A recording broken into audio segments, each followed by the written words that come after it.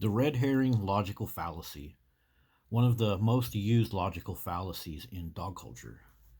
It's a deceptive tactic that diverts attention away from the real issue. It occurs when someone does not have a good argument. So today's example will be when a person that wants peace and quiet says to a dog owner that barking causes stress. And what's the first thing that a dog owner will usually say? They will say, other stuff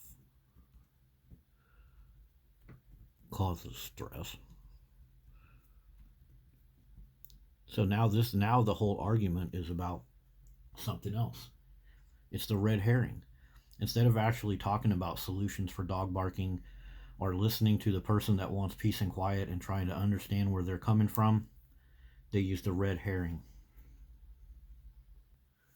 So when it comes to dog barking and stress, let's do a little graph. So this line right here is time, and this line up and down here is frequency. So let's say this is your baseline stress level. Now we're going to talk about other stuff that causes stress. And there's something called eustress that actually builds us up and lowers this baseline. So what would be a good example of that? Like maybe you need a set of tires for your car and you've needed them for a while, and then you get a flat tire, and so now your stress goes up.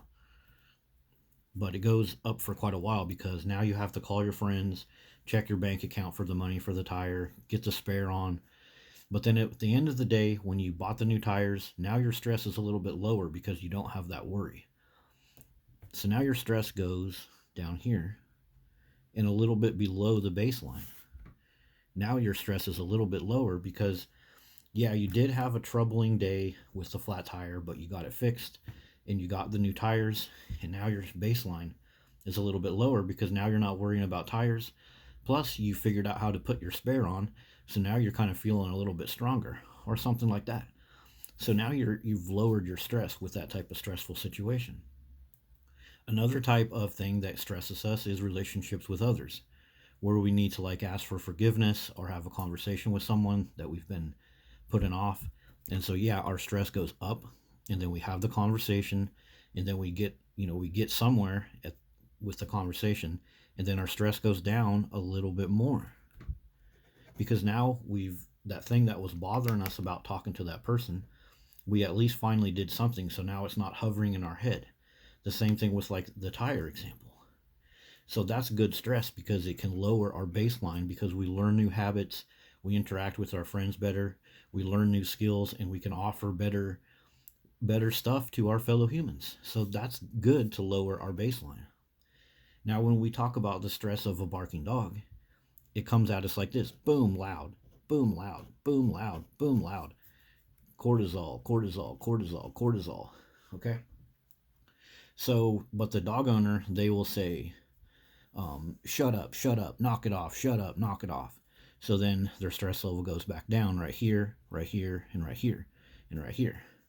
But this is a chronic stress. It'll happen, and then it'll happen the same day when your friend comes over or whatever, and you only get relief for short periods of time.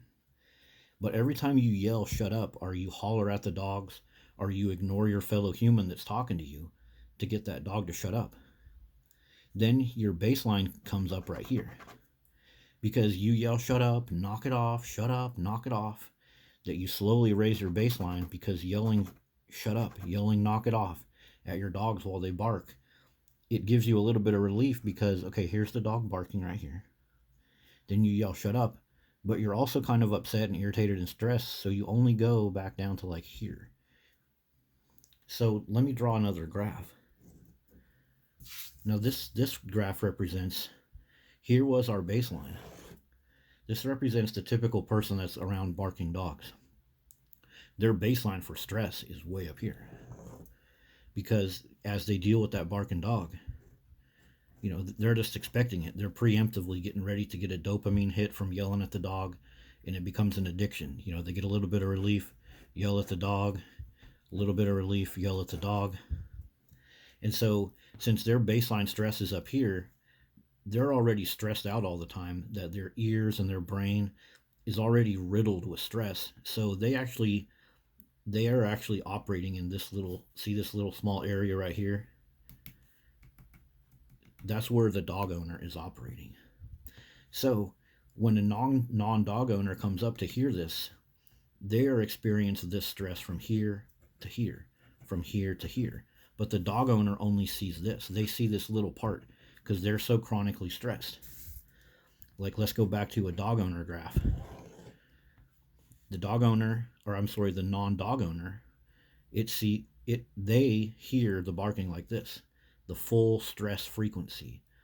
The dog owner over here that has this raised baseline stress level, to them barking is just like, that's just the stress that they're addicted to. They get stressed, get a dopamine hit from yelling shut up or whatever, get stressed, chase the dog away, and then they get a little dopamine hit. The dog comes up and irritates them or barks at them or gets in their way or begs in the kitchen. They get a dopamine hit by saying, get out of here, shut up. But they're just constantly, bit by bit, raising that baseline stress level by putting themselves around dogs. And here comes the person that wants peace and quiet, and they're like, dude, that dog is so loud. Can we do something about it? And what do they say? What are they going to say to you? Well, other stuff causes stress. What's your problem? So, yeah, that's the logical fallacy of dog culture. And the logical fallacy of dog culture is bad for dog owners. You're constantly raising your baseline stress of yourself and your fellow humans. And why the heck would you want to do that?